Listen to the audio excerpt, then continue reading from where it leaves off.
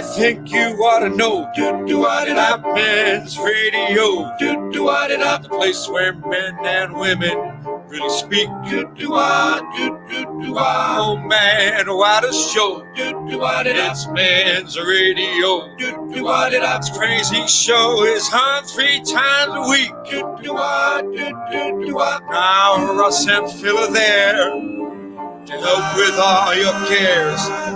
We laugh, we cry, we talk like grown-ups do. But if you're sad and low, it won't cost you no dough. Men's Radio, that's the place for you. With Russ Kane and Phil Dave. Always cheers me up, that. Always cheers me up. Welcome along to Men's Radio Station. I'm Russ Kane. And I'm the other one isn't. That's Phil Dave. Yes. And if you're listening on Deluxe Radio, thank you so much for letting us join you. We started on Monday, and apparently you quite like it. We're doing something wrong. They like the show on Deluxe Radio all over the world. Sorry, we'll soon change that. They'll soon be leaving in droves. Anyway, big shout out to everybody on Deluxe Radio taking the Men's Radio Station show absolutely live right across all of their various platforms, including radio waves, which is another exciting thing should we ever get our lives back. But might I point out that if you are at all interested in not just listening to this program and you actually want to watch it as well, I know that's a crazy concept. Who in their right mind watches radio? I hear you cry, but it is absolutely possible. We are broadcasting live on Facebook, on YouTube, and on Twitter. All you have to do is go to facebook.com/Men's Radio STN, or on YouTube, do a search for Men's Radio Station, and on Twitter at Men's Radio STN. Simple. And another thing, once we're getting all these commercials out of the way, which we're going to do, well, we don't have to, but we're in the mood.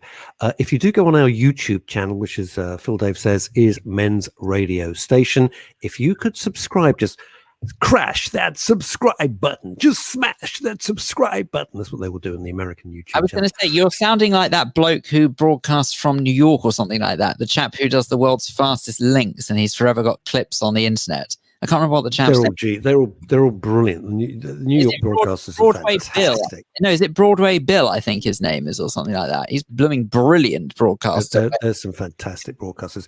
1 million people to say hello to. Wow, that is so lovely. Thank you, everybody. Musical sting, please. Oh, you know why? Do I?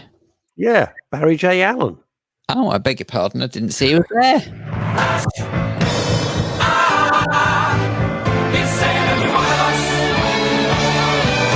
You see why? It's because so many people have commented already. It was amazing. Absolutely. By the way, I hope everybody knows why we play the theme tune from Flash every time Barry J. Allen comes on. Even I don't know. You don't. You've been doing it for 2 years and you don't know why. Because the name of the character, the Flash, is Barry Allen. That's his name in the comic. That is why.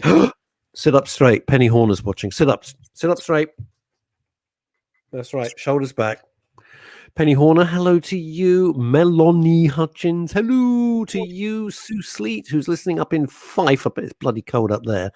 Via Staples Corner and Bromley. How cold is it up in Fife in Scotland, Sue? But it's freezing up there.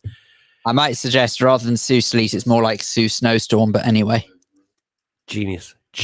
Thanks. Genius. I think that was Postmodern Irie. Kimmy Lashmar, do-wah-wah. Glad you like the Ray Gelato song. It's fantastic. Linda Dave, any relation? I'm not sure. I've never bothered to look into it. I have seen her comments on here before, and I know it's the same surname, but I've never bothered to ask. Have you wandered round where you live and just asked, go into every room and said, is your name Linda by any chance? I could do. It might take me a while, though. Well, of course it will. It's like living in Downton Abbey. Angela, hang on. Good afternoon. I'm off to work shortly. Oh, she's lost me. She's using a technical word there. What the hell's that? W-O-R-K. So I believe that work stems from the ability to leave your house in the morning and actually stop being stupid. You're just making it up. Don't be childish. Leave your house. Go to another location and actually carry out something different than you would do within the confines of your own four walls. That's a fantasy. You're Sue, back to Barry Allen being the Flash. It's ridiculous. Sue Sleet says 0 degrees and 6 inches of snow, -7 last night. Oh, bloody hell, -7. Sue, I very much hope you remember the woolly jumpers. Yeah, Angeli works in the NHS, so bless you for everything you do. That's right. Oh, Ed Grossman, do I, says Ed. have Paul you seen Claridge, I love this. Good afternoon. Who's turned up? What? Oh, Where's that? Hasn't turned up. Oh, there she is. Happy Hump Day, dirty cow. Oh, I see. It's Wednesday. I get it now. Do you want to do that thing again? Because I missed it because I hadn't scrolled down that far. Hang on. Here we go. oh, I see. Right, hang on Yeah, a second. sorry. I'm only human. No, look, it's all right. I mean, we've got to make a good impression to our I think the people on Deluxe Radio are like at this moment thinking these two are. It's like listening to two geniuses. They must be thrilled. or should that You know the sound you can hear, that thumping. That is the program controller, presumably smashing his head against the studio wall. either that or is the expression genie eye? It is Genie Eye. It is Genie Eye, which leaves us out. Right, let's do the theme tune, that little theme again, because I didn't do it properly. Phantom, crazy name, crazy gal. I find it extraordinary, your ability to do that, because if I went so much as maybe sort of 2 tones higher than that, my throat would be sore. So I'm not quite sure how you do that. Just put it down to talent, Phil. I mean, it's like Sorry to lose you with technical terms. Melanie Hutchins, Sue Sleek, crikey. Yeah, I mean, it's -7 last night. God. Oh, man. Melanie Hutchins says hello to Deluxe Dave. Oh, my God. You could be Deluxe Dave. Deluxe Dave. Because David Lee Roth was always known as Diamond Lead Dave. So Diamond Dave. You could be Radio Russ, and I could be Deluxe Dave. This is good. I think we're onto something here. And from that, empires are born. What have we got here? There was something else. Stephen Marsh. I guess about -5 degrees up there. Hey, I see what you did there. I see what you did there. I see what you did there. Xenophobia because of the way the Scots speak. They can't help talking like that, so you've got to be kind. They can't. And 1 minute they don't want anything to do with us. The next minute they love us. Who the hell knows? I blame Mel Gibson. I blame smoked salmon.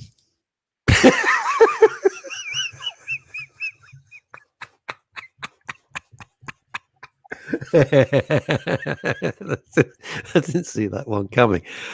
Paul Andrews, but why? You both have your radio voices on today. We only had a radio on, try and pretend that we I don't think I have got. I admitted on Monday. I was listening back on Monday, and I hate to say this, I'm quite embarrassed that you had your radio voice. So I said to you, you've got all BBC on me. And what's that ridiculous? about? No, but what's ridiculous is that I could be on the BBC. I could be on one of the other stations that I work on, which I've been on for ages, and I don't talk like that at all. So I don't know why I was doing it for Deluxe. I think you were overcome by the emotion of suddenly another 60,000 people listening to the show, at least, which is quite ferocious. But there we go. Now, I got to say, you 99 more than usual. Shut it. You were not happy boy yesterday. Look, it's very true, and I knew that this was coming. You did warn me that we were Well, going. I said there's our subject because you don't normally moan. Yes, he does. He don't normally moan. Of course, he does. But you were very upset yesterday, and I think it's a very interesting. I hate to say this with you in the same sentence, but it actually was a very interesting point you raised. That's why they call me Deluxe Dave. That's it. I can't get over this. Is like Diamond Dave, David Lee Roth. This is fantastic. Deluxe Dave, well done. As long as it's not Dave Lee Travers. I had dinner with him. I went over dinner with the late and lovely Lindsay DePaul. We were over at Lindsay DePaul's house. There is only one DLT. I thought he was very nice. I had dinner with him. What can you say? You see people as they are when they're off, and he was really very nice. He got treated appallingly, but there you go. That's in other news. All this year I'm off to sunny Spain. Hey, viva España. Very good afternoon to Chrissy Holt, who says, "Hi, rain and gales." No, it's Russ and Phil. Yeah. Yay, you're on fire today, baby. You're on fire. I got to tell you something, because people who are just joining the show from the other radio station, Deluxe Radio, who are taking our stream, as we like to say. Sounds rude. Silly bitch. It's because Chrissy Holt lives in Spain. That is why Phil plays that. In case you thought he'd suddenly gone raving mad. No, Chrissy Holt lives on a farm. We've seen pictures on a farm. And when I say the middle of nowhere, that would be like the middle of Times Square in Manhattan. No, it is the middle of nowhere. She lives there with her wind chimes and her tractors and a bloke called Mike. And now I suggest as well that Melanie Hutchins, I'm so sorry. She says, I thought you said BLT as in bacon and tomato. I'm now hungry. No, Melanie, it's DLT as in Dave Lee Travis. I tell you a show that always makes me famish, and I love this show. I've watched it for years. Now he's a very famous guy, but when I first started watching it, it was Embarrassing Bodies. No, you love that because you're a big perv. I've never watched that. Anything which has embarrassing bodies or naked dating or some crap. I'm not going to watch that. I'm not a perv. How dare you imply such a thing? Well, embarrassing bodies, you like that stuff. I don't understand what you watch. No, there's a fabulous show, which I'm sure many of you watch, called A morbid fascination with medical conditions. Just because it's the nearest I'll ever get. That's just pervy. What do you want to do that for? Oh, anyway. Why do you think Doctor in the House was so successful? Because it was funny. Oh. That's why. Embarrassing Bodies isn't funny. Susli, unusual for here, as I'm only 200 meters from the beach on the 1st or 4th. It's not easy to say. 1st or 4th. Hang on, Chrissy Holt coming in with important breaking news. Just in from the studio, we can go to our roving reporter. That's Deluxe Dave. Deluxe, can you just give us an update on the Chrissy Holt situation in Spain? Well, Radio Ross, we're getting reports in that Chrissy Holt is just cooking sausages in a bun with onions. We'll have more later. That's Deluxe Dave there reporting live from outside the Hacienda in Spain, where it has been confirmed that Chrissy Holt is cooking sausages. There is a bun involved, and we're hearing reports that onions are also in the location. More of that story as it breaks. We look right. What was I going to say? Well, there's a show I love. It's called Diners, Drive-Ins and Dives with Guy Fieri. You're talking about the people, and everyone's saying, "Oh, I thought you said BLT. Now we're hungry." This show, I was watching it at 4:00 this morning because that's my sleeping patterns, and I was salivating. And what it is, if you haven't seen the show, Guy Fieri, who's a famous chef, he owns restaurants in the States, drives around in a fabulous 1960s soft-top muscle car. And he visits these obscure little diners, drive-ins, and dives. The food. Hang on. Where is this program on? Food Channel, and it's all over the place. But it's fabulous. Just look it up. He's very well known. His name is Guy Fieri. Interestingly, bringing this full circle, now this you won't realize, there were two lead singers. It's the most famous feud in rock and roll. Two lead singers with Van Halen. Originally, when the band was formed in the 70s, David Lee Roth, known as Diamond Dave. And then he sensationally, after many, many years, quit. Did he leave? Was he pushed? No one knows. And they replaced him with a huge American rock star called Sammy Hagar, right? And people are split between Van Halen and Van Hagar. Anyway, I won't go on about it. Talk about it for an hour. Get PhD in the subject. However, Sammy Hagar decided to start a tequila company called Cabo Wabo. It was called Cabo Wabo, which is a place where he lives down in Mexico now.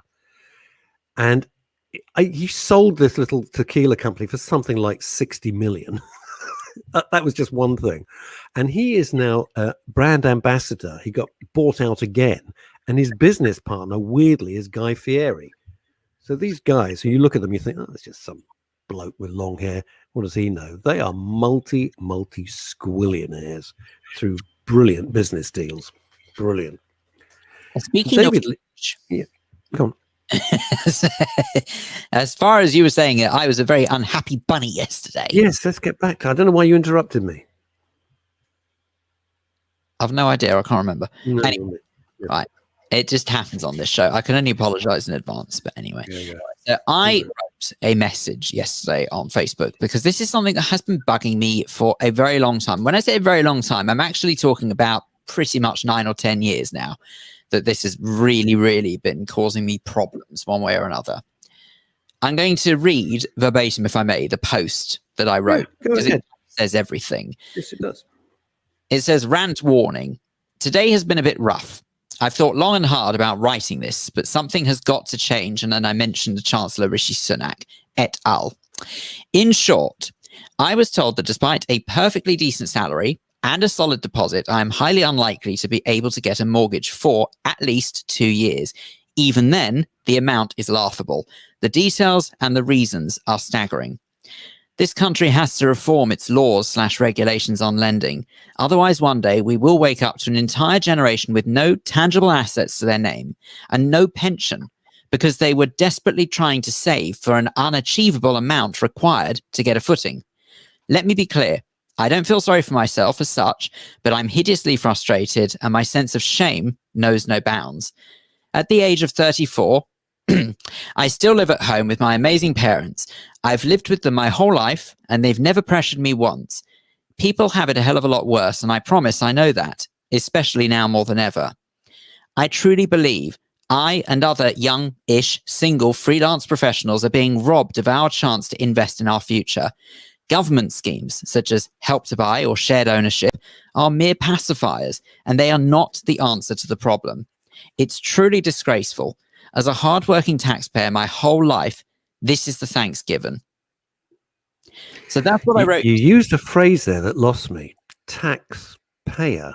Look, I it lost me there. I want to make it very clear, okay, that this show is not about getting political. Okay, there are loads of stations that get political. Yeah, but no, we don't do politics. But, I mean, even if politics creeps in, that's not the main angle. So let me be clear what the main angle is on this particular point. It is my sense of shame. You see, that was what I was going to pick up on. Almost to I haven't read the whole thing. Why do you feel, considering this is a radio station all about mental health and well-being, why do you feel ashamed? Because then I up question B, do people make cutting remarks, apart from me, obviously, but you'd expect that, do people make remarks to you, or this is something that you're beating yourself up with? I think that there is an element of many different things. The best way I could describe it is, even though I have a standard rule that I genuinely don't really care what other people think, I'd rather they thought well of me, but I don't really care if they don't. It would just be easier if they did. So that's the first thing. It's not where I want to be. This is never how I imagined and envisaged my life panning out. That by my mid-30s, I would still be depending on my parents to provide a roof over my head. Don't get me wrong. I said it just then in that post. I will say it again. My parents have never, ever put pressure on me to move out. They phone me every other day. In fact, I'd go they phone. I'd go so far as to say it's the opposite. I'd almost go to say it's the opposite. But it doesn't help me. I know that they're trying to sort of make me feel better about it and trying to say, look, don't worry about it. No pressure from us. Take all the time you need. But I don't want to take all the time I need. I do not understand how for decades and decades, way before you and I came along, Russ, that people have been able, if they wanted to and were able to afford it because they could afford what was reasonably priced and a reasonable lending system, they could buy their own home. The reason why Help to Buy and shared ownership didn't exist years ago is because it wasn't necessary years ago. If someone wanted to buy a house, then they would do everything they could to achieve that. And more often than not, if they scrimped and saved, like I have, by the way, I'm not asking for handouts, I'll get onto that in a second. But if they scrimped and saved and worked really hard and had a half-decent job that was reasonably well paid, without pretty much hesitation, they could get to buy their own place.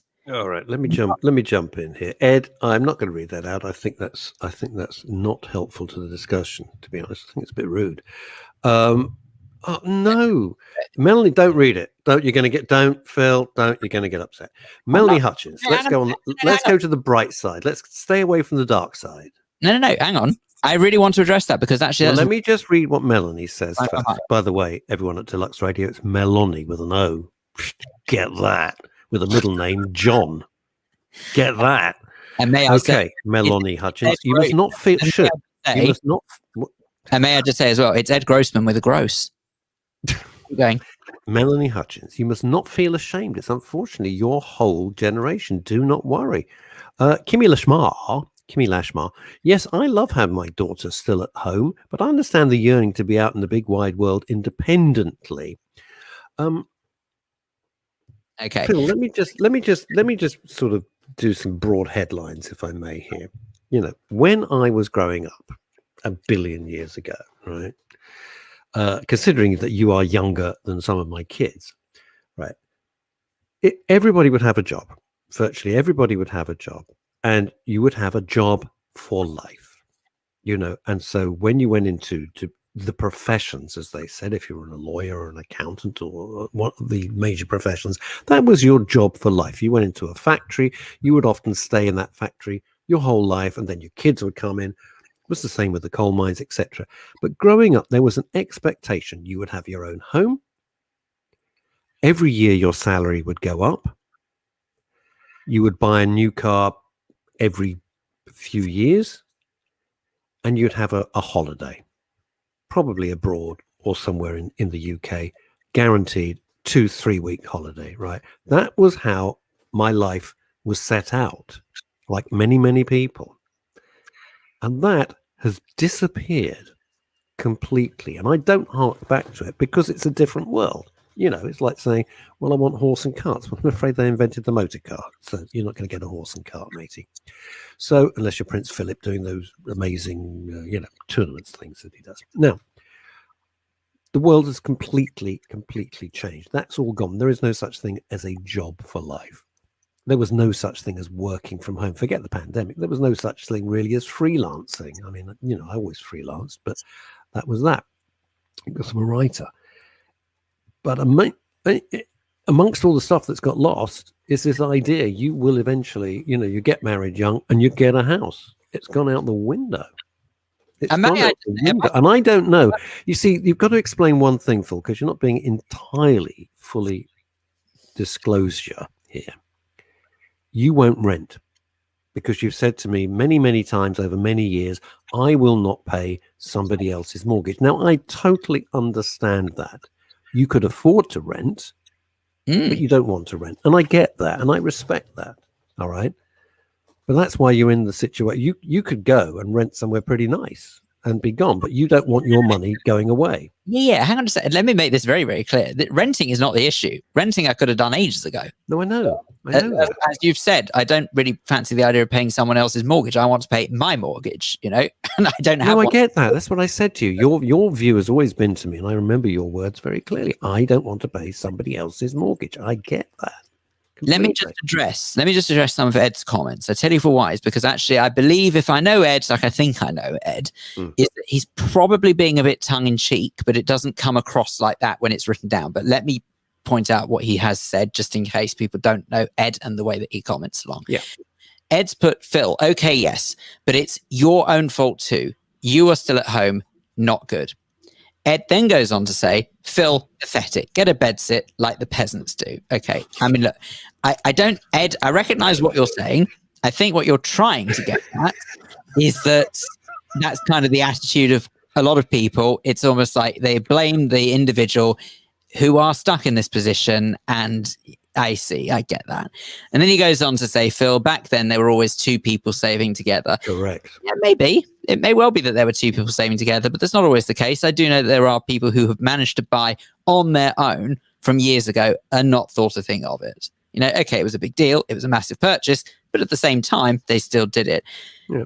We could go into an awful lot of the ifs, the whys, the buts, and all of that malarkey. I said earlier on, by the way, about the government schemes, I might have just sort of really, really quickly say why I denigrate them, and I absolutely don't think they are the answer to the problem. Go on, Martin Lewis. Let us know. There are two. I'm definitely not Martin Lewis, I assure you. But the two main reasons, the two schemes, you've got the Help to Buy, which is where you, just for those who don't know what Help to Buy is really quickly, is you put down rather than a normal 10 to 20% deposit, you put down a 5% deposit, you will get a 20% if you're out of London, 40% if you're in London, equity loan from the government, Yeah. and then you have to mortgage the rest of the property. So out of London, it's 75%. Inside London, it's 55%. Sounds great. Sounds terrific. But there are a couple of reasons why, unfortunately, that scheme is far from ideal for everybody. Number one, Help to Buy. Instantly, when you go down the route of Help to Buy, your mortgage, the maximum you will be lent is 3 to 3.5 times your income. If you're getting a mortgage straight off and no government incentives, it's 4 to 4.5 times. Let me make it very clear. When it's 4 to 4.5 times your income, that is still an appalling amount of money for most people to buy anywhere half decent, or at least in the area that they more than likely grew up in. Because unfortunately, it's just sort of risen exponentially, so they can't necessarily afford the area in which they know and love, because those prices would have risen over the years compared to when they were born there. Okay?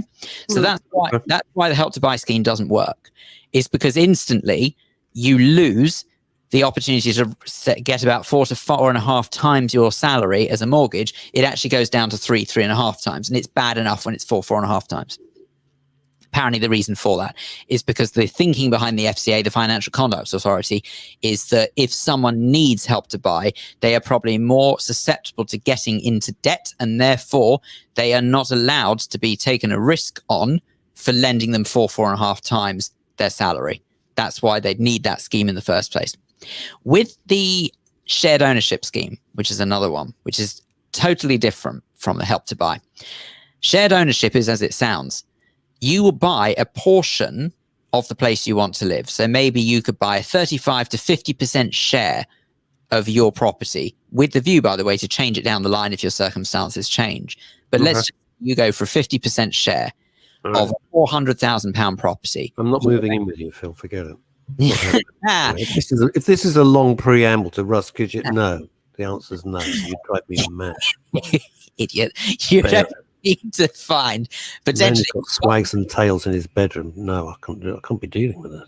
If you've got the deposit, and a chandelier.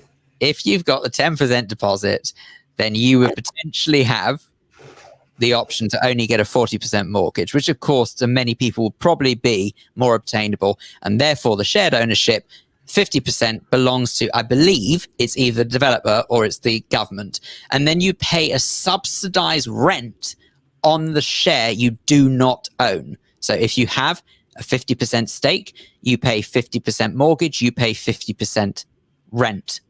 Subsidized, but rent all the same. So you're then paying the 2 tracks of outgoings per month to own your place. Now, the problem with that is whatever rent you pay counts for nothing. That's just money down the drain. And the ability to actually increase the percentage you own becomes less likely because you can't save anything. So you can't save. You may hope for a better job, but let's be realistic. For a £400,000 property, in order to get 4 or 5 times to be able to purchase said property, you need to have an income of about between £75,000 to £100,000. Well, they're not paying you enough at Talk Radio. Well, quite. I blame Rupert Murdoch. So basically, to sum up the last 20 minutes, it's all Rupert Murdoch's fault and Phil's going on strike. Is that it? Basically it. Mate, let me be very clear. I am not blaming my boss in any way, shape or form. Boy, look at you. He's gone pale. Ed Grossman. Phil, I hope you're a member of the Building Society and are saving there. Kimmy Lashmar. It might change for all those being able to... just jump to start again. It might change for all those being able to work from home if they have a secure, well-paid job and buy further away from a city. Doesn't help, Phil, I'm afraid. Ed says, oh, God, I'm going to read it out. This is going to put Phil in a foul mood. It's not true. It's absolutely not true. Let's let the public decide with Radio Russ and Deluxe Dave. Phil, you're overthinking it and being much too fussy. Incorrect, sir. Absolutely incorrect. What would happen? All right, let me work. I'm not taking anybody's side here. God forbid. But, by the way, here's the thing. What would happen if you moved to somewhere you've never been before? And you didn't want to be in Hertfordshire, where hurricanes hardly happen. And you went, like Sue Sleet's come up and said, it's so much cheaper up in Scotland. I know you don't want to go to Scotland, fine, because you don't know anybody there. But think about that. Yeah. You Look, see your face is, for those of you not watching, Phil's face looks like it's just chewing a wasp. okay, I'd never say never, but here's my problem is my life and my job revolves around where I live. And I've spent a long time building that up. So why should I be forced into leaving all of that behind or changing that dramatically just because something that is totally out of my control has happened? Do you see what I mean? That's my I get it. and it's never happened to a generation before. Oh, it's kicking off. It's kicking off. This is what we want. This is what we want. People at Deluxe Radio listening to this going, oh my God. It was kicking off here. Melanie Hutchins, to be honest, if I was of your generation, I would rent. They've made it nearly impossible for you to buy. So spin it and rent. Still a roof over your head. And if that's what you want, to be honest, I think your parents seem. And then it was Colonel Plum with the candlestick in the library. We'll never know. We don't know. Yeah. And then Kimmy's saying, no, he has aspirations. No, he's got perspiration. Your parents seem, and then no more again. No, she says your parents seem lovely. Stay at home with them. Look, it's very true that I am incredibly lucky, and I know I'm lucky, but it doesn't stop getting away from the politics of it all, which seems to have sparked the politics are crap. Right, Graham Simpson says, this is interesting. Graham Simpson, I did exactly that. Moved from London to Shetland, 700 miles. Boy, that's a commute. Best thing I ever did. Yeah, let me put it this way, Graham. At the moment, to go to work, I get up at 2:30 in the morning to arrive there by 4 a.m. I'm just worried. A bit earlier. I'm worried what time I'd have to get up in the morning if I move to Shetlands to get to work. Let me help. I'm going to help here. I'm going to speak to Rupert Murdoch after the show. I'll phone him up. Ru, I'll say, mate. And what I'll do is I'm going to get you, because you work in this huge glass tower with the best radio studios I've ever seen, but they're worth millions and millions and millions, right? You can have your own little area, like a little bed sit there. Excellent. What do you think? Huh? It could be. You're near the Borough Market. You can go out and get your bread and your cheese and all the things you like. I mean, we could make a new show out of it. Rupert's Lag Race or something like that. Just a thought. Anyway, look. But it is a thing. I mean, you won't rent, but billions of people. I mean, right, the twins who are now, what are they, 22. I lose track. So oddly enough, the twins are both the same age. How the hell did that happen? It's like they're twins. Crazy, huh? I don't know how they're ever going to buy a property. I mean, they're both moved out, and one lives up in Bath, and one lives not too far away in some trendy place, and they share obviously and all the rest of it, but they're renting, and I can't see how they're ever going to get out of ever going to get out of the trap. But they took the decision. They wanted to, one for university and one because that's his lifestyle, and they rent. The end. So let me make it very clear why I believe that the generation rent is destined to be an utter disaster. I sort of mentioned it briefly in that post there, but I don't think anyone's thinking bigger picture here. People, unfortunately, we do struggle as a nation and probably as a species actually to think bigger picture, to think long term. Right at the start of the pandemic, I said the first thing I was worried about was the mental health of others as to how long they'd be able to cope with being locked up all the time, to not being able to carry on doing what they do and all of that, and what would happen to jobs, blah, blah, blah. In all fairness to Phil, for new listeners, to the new about 62,000 plus new listeners, hello to every one of you. Hi there. Is this that Phil, and you're thinking, who the hell's Phil? Well, he's Deluxe Dave. I'm loving that. Melanie, that was genius. Is this when the pandemic started, we had our studios before I said skedaddle, this isn't safe. We had our studios in the middle of Covent Garden, which is in London. God blimey, Mary Poppins. And no, it was Eliza Doolittle. And Phil was the first person to say the side effects of this pandemic are going to be worse than everything else. And I looked at him like he was raving mad. He's been proved right. We argued about it. It's the only time we ever argued over the years we've known each other, and it got quite heated. But that's what life is about, having a debate. And he was right. Right at the beginning, he spotted this. So with that in mind, thinking with the same kind of brain long term, what I really worry is going to happen, and I'm fairly sure this will be the case, because how else could it not be? If you think about what happens to people in later life with care and with care in life, what they would normally do is they either rely Staring on... at me when you say that, because this is bloody rude. I'm not staring at you. You are. You said people in later life when they're in care. They either rely on their I'm children. not ready for my lunch yet, nurse. Right, carry on. Vitamins and applesauce today. Oh, nice. Either rely on their children to help them financially. So I'm screwed. think I'm about screwed it. straight away. Think about it. They either rely on their children to help them pay for care, because more often than not, their pensions won't be enough to do that for them. Pension, another confusing word. Or they will release money offset against their property. So in other words, equity release, yes. If you do not have a property to release equity on, guess what? That's out the window. If you do not have a pension because you spent so much time desperately trying to save up to the ridiculous and frankly not achievable amount of money that you need in order to get a deposit to get a house, then you're not going to have a pension either.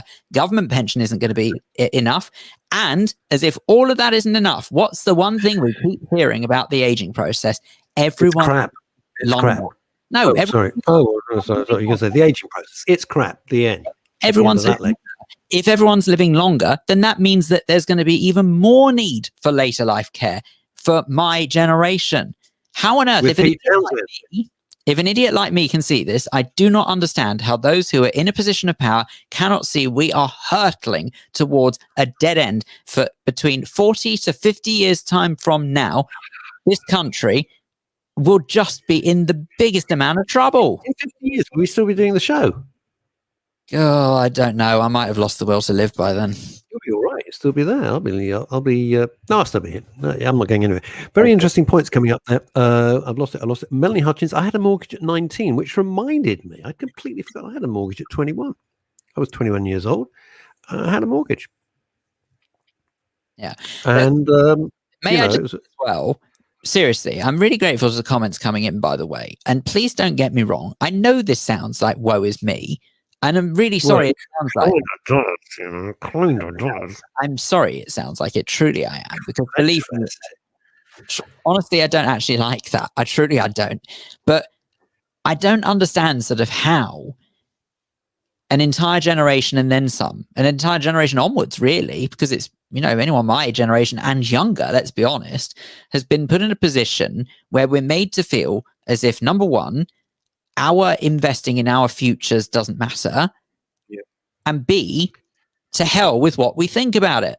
So in other words, actually Ed's reaction is kind of more what I expect from a lot of people when they say, you got a roof over your head. What are you complaining about? You're just being fussy. Go move somewhere else. Go do this. Go do the other. Why? You didn't have to. I'm quite convinced you didn't. Your generation didn't have to. I certainly know the generation before didn't have to do that. We all go through hardships. I get that.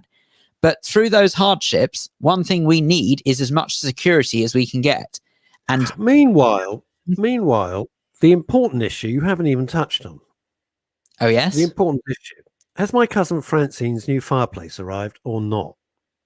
Oh. You haven't even mentioned it. This shows how self-centered you are. I have not had any photos, any update from my cousin Francine on the new fireplace fiasco. I suggest we play a bit of the Trogs. Love is all surround. That's very good to thought of. Sue Cressman, who is the Grand Fromage of Nailcoat Hall. My first mortgage was 20, but in the Midlands. It's all right, so. Did you have a Midlands? You were up there in the Midlands. It was great. Highest prices are an awful lot cheaper than London. Everywhere's cheaper than bloody London. Melanie Hutchins, hey, here's a money-making scheme. Diamond Dave. Do you think men's radio would have its own care home? This is genius. If Penny Horn is watching, Penny, get the accountants now. Phone up Bryony immediately. Start sorting this out. This is genius. The men's radio station care home. Fantastic. Ed Grossman, Phil. Yes, we did. Some of us had to go to Edgware. Oh, great. Oh, you poor man. 20 Ed, have I got somebody who worked in Loppy Lugs in Edgware? 40-minute commute on the train. My heart bleeds. Anyway, who was it? Which one of when we were growing up, worked in Loppy Lugs on a Saturday? Was it you, Ed? I can't remember.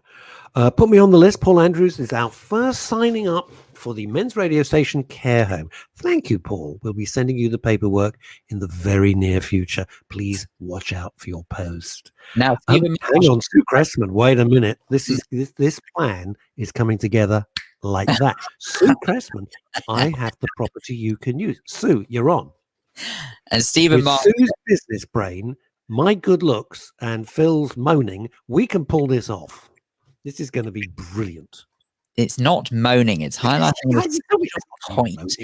Right. Stephen Marsh says, Phil, I'm not being unsympathetic. I really am not. But thousands of people your age would love to be in your position as they are homeless or living substandard accommodation, have no job and no nourishing food to put on their table. I do acknowledge that it is not easy for the younger generation, but there will always be people better off and worse off than each of us. Stephen, you're absolutely right. And I don't know whether or not you missed what I read out earlier. I absolutely promise and acknowledge that there are people who are far worse off than me. Okay. In fairness to Phil, let's be very, very clear. Phil did say that he's not having a pity party here. He's not having a pity party. But Stephen, with respect, you break your leg, and then you can always, and you're going like, Christ, I've broken my leg. This is a pain in the ass. And then somebody will say, well, you're very lucky because my friend Terry up the road broke both legs. I mean, there's always going to be people who are better off than you. There's always going to be people who are infinitely worse off than you. Infinitely. But let me make it very clear. My point exactly is there are people who are worse off than me. I don't feel sorry for the position I'm in. I'm immeasurably frustrated because I think, well, if I can't do it, then heaven help anybody who doesn't have the income that I've got, which I'm very grateful for. Never mind what that is, but believe me, that is more than I thought I'd be earning at my age. I feel very sorry for anyone who doesn't have your work. It's a miracle, frankly. I feel very sorry for anyone who doesn't have the deposit that I've got saved up as well. Again, I've been saving this for years and years and years. So my point is exactly that, Stephen. If I'm in this situation, heaven only knows what those who are worse off will be like as well. Behind him. Now, Deluxe Radio listeners, you're going to have to just use the imagination of your mind. Behind Phil is a black cupboard. It is filled with cash. That is where he keeps his deposit. That's why he won't open those doors.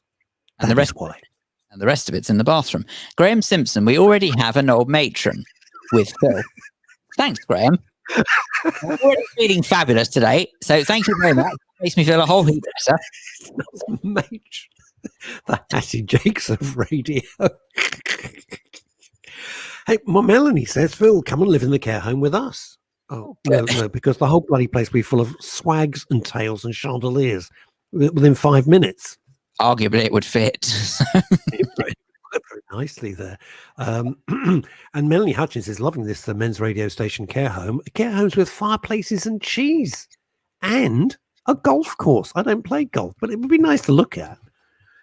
I like golf. You like golf? Mm.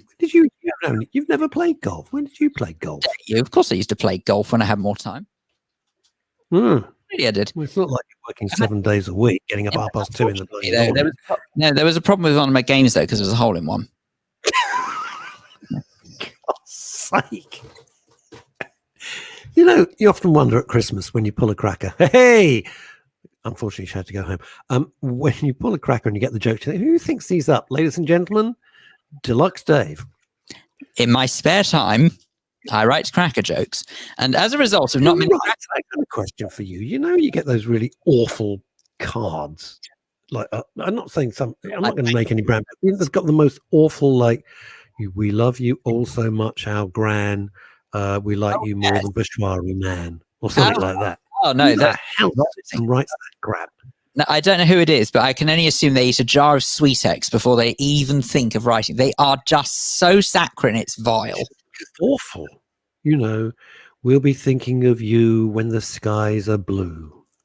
Yeah, or my personal they're just rubbish. They're just nuts. Or my personal favourite one that has appeared on so many cards.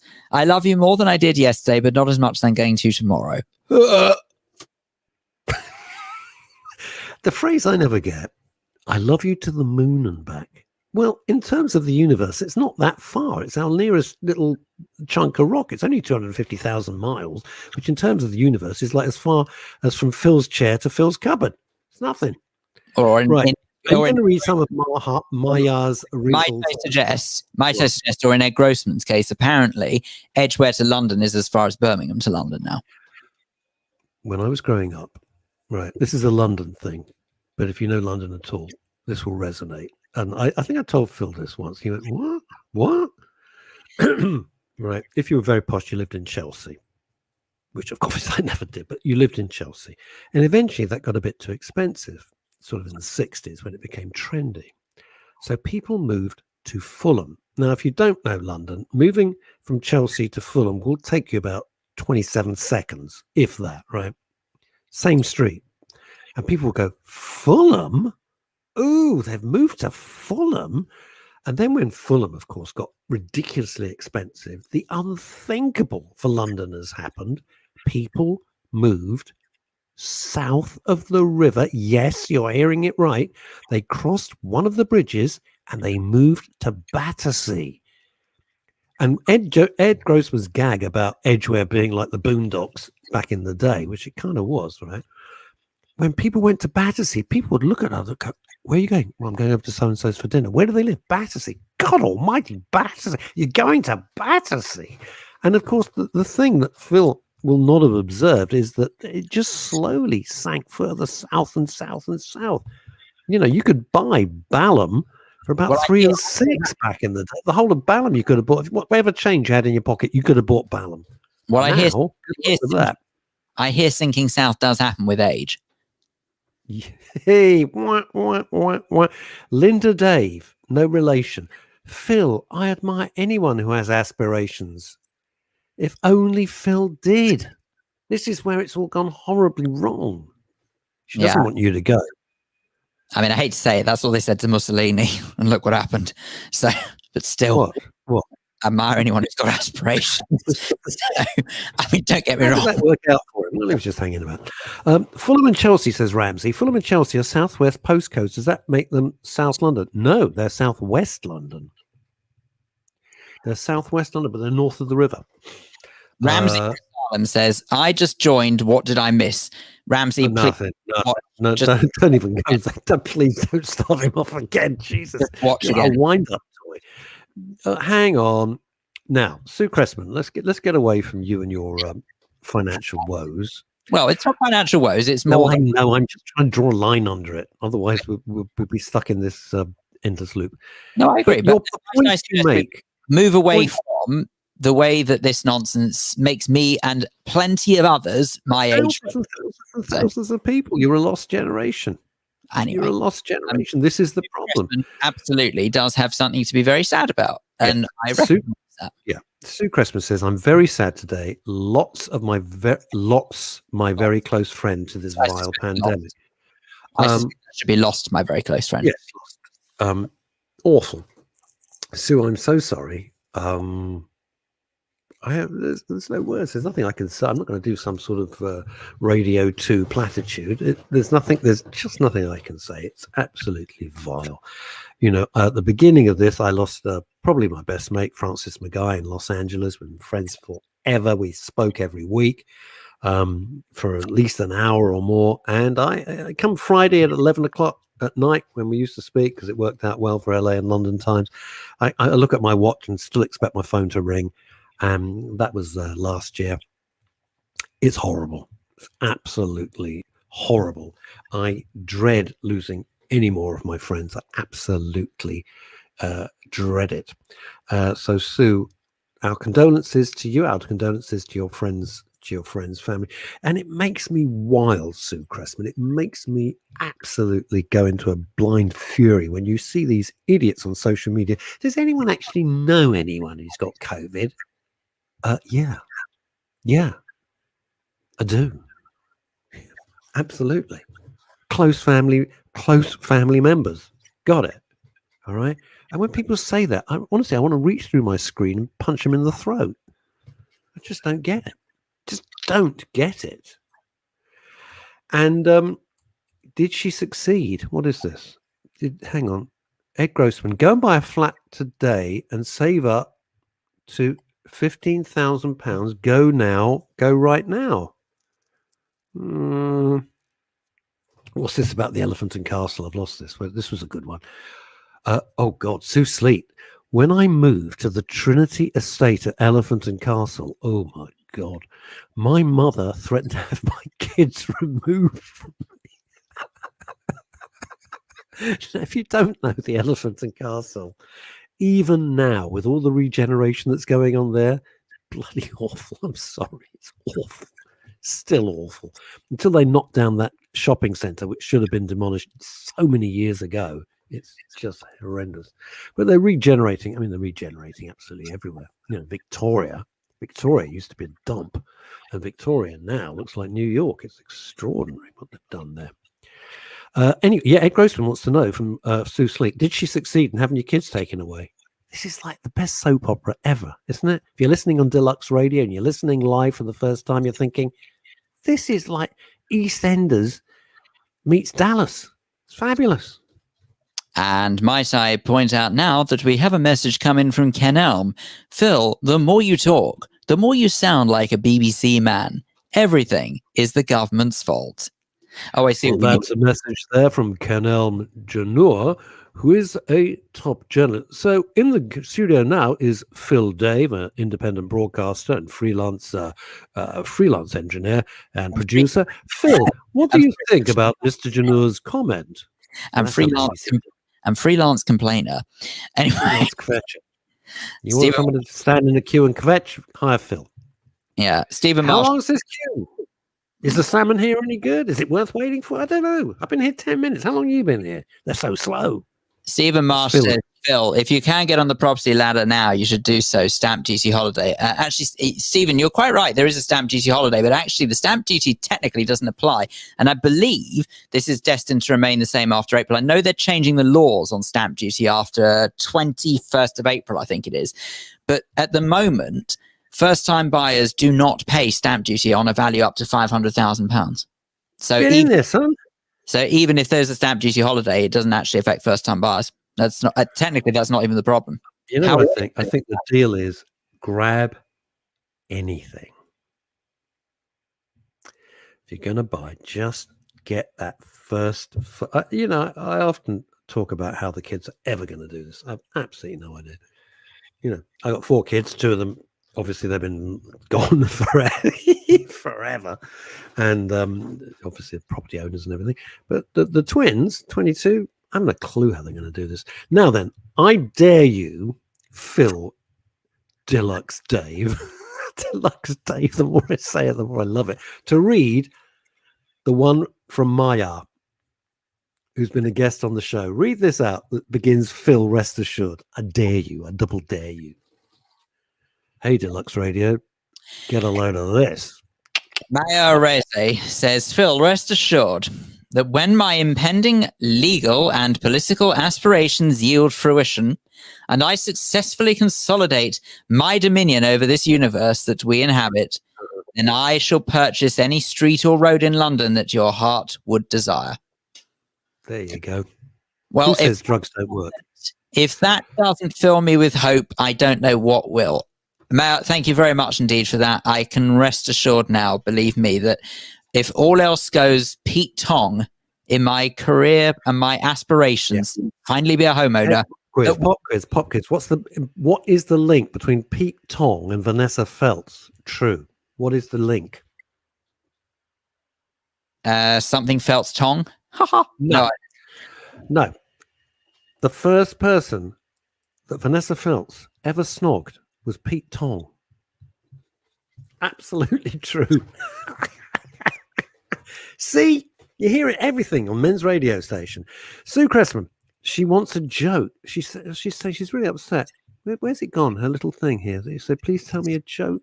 Oh, Sue Cressman, Russell Phil, will you please tell a joke to cheer me up, please? Okay. I have a new joke. I have a joke. It's disgusting, but it's very funny. But it's disgusting.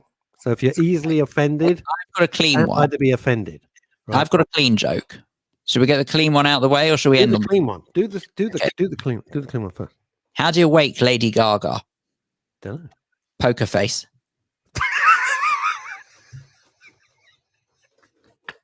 I thank you. Next. Two girls, married women, decide to go. It's a disgusting joke, all right? But you're over 21. So two married women decide to go out for a night out, and they have a fabulous time, and they go to various bars and have a marvelous time. Like walking home, and they're dying to go for a wee. And they think, oh my God, we should have gone in the bar, but we didn't go. What are we going to do? So they walk through a cemetery. They thought, it's dark, it's late, we'll go to the cemetery. And then they realize, stupidly, they haven't got any tissues. So one uses her knickers, and the other one, like, oh, I'm not going to do that. And she picks up a wreath, uses the wreath, and they go home. And the next day, their husbands, who happen to work in the same office, I'll tell you what, Terry, we are never letting our wives go on a girls' night out again, ever. And Terry says, well, why is that? He says, well, my wife came home with no knickers. He says, you're lucky. My wife had a card up her ass which said, thank you for everything. We'll never forget you, from all the lads at the fire office. Good God. Anyway, right. Come on. If that hasn't cheered up Sue Cressman, I don't know what will. Well, yes. Okay. By the way, Sen Munro. Doing movies at the moment. Phoned me up to tell me that joke yesterday. Absolutely slayed me. I'll never forget you, from everybody at the fire brigade. Good heavens. Well, there you go. I mean, you can't really get that. Come on, you don't get that on radio too. Oh, God. All right. No, not really. It's sweet of you to say that, but I'm not. Not in the least. It's too cold out. And I resent the word desperate as well. Yeah. Oh, desperate day. Sue Sleep, the Trinity Estate, we go back to the Elephant and Castle, we've got time yet, was owned by the Lighthouse Trust and had actors, it's gone now, it's disappeared, I can't find it. Was it? Jumping around here. Was actors, musicians, and senior military officers. So it was an oasis in the Elephant. Mum didn't succeed because my dad, who grew up in Catford, had more sense. A little glimpse into everybody's lives. It's marvellous. Isn't it marvellous? Pound Stretcher and M&S are on the verge of Oh, no, thank you. We're not doing that joke. Rosalind Clayton, she knew that one. Sue Cressman has said, that's brilliant. It's cheered me up. Yeah, don't do that. You can read the comments. Just we've unleashed an absolute maelstrom of smut. It's wonderful. Lauren Lovejoy liking that. Rosalind Clayton liking that. Sue Cressman liking it. Ed Grossman liking that. That's good. Kimmy Lashmar as well. You know, life is so short. Life is so precarious. Honestly, if you don't have a laugh, what's the point? Oh my God! What is the point? It really is. It's so. Excuse me. So grim. Right, By the way, the story about Pete Tong it's in autobiographies and been spoken about. I'm not telling tales out of school. It's all in public. It's in the public domain. I don't tell things that I know about people that I happen to know. I wouldn't do that. That's absolutely that's just cheap. I wouldn't do it. Call me cheap. Anyway, Lauren Lovejoy, hello to you too. We haven't said hello to you. They will exempt. Sue Cressman very quickly said, just going back to you, Phil. They're going to exempt the stamp duty, I think, to try and kickstart the economy. Yes. Can I just point out? I have adults in hospital, aren't they? I have just looked this up just to make sure I absolutely knew what I was talking about. And apparently I am right that it's from April. Stamp duty will revert back to £125,000 threshold. It was up to £500,000 for anyone, by the way, at the moment. Never mind first-time buyers. But for first-time buyers, it will remain at £500,000. So there you go. Ken Elm, get a BBC job, Phil. You'll have a house in no time. I had one of those and I didn't have a house at all. That's why I left, amongst other reasons. Let me point out really quickly in a run-up. Look, I'm sorry if anyone thinks that this has just been one massive whinge today, but truly it's actually something. They don't. Phil, stop apologizing. They don't think that. But it's something it's a real issue. We deal with mental health. It's affecting you emotionally. It's perfectly valid. It certainly does. But anyway, Right. I know things could always be worse. I know things are worse. And I thank you for understanding. And I also thank you for your despair. Anyway, Good news. Ed Grossman says the car from Foxton's will be round your house in about 10 minutes. That's good. well, you can't say fairer than that, can you? See you on Friday at 11 o'clock, 11 a.m. on Friday. Bye, everyone.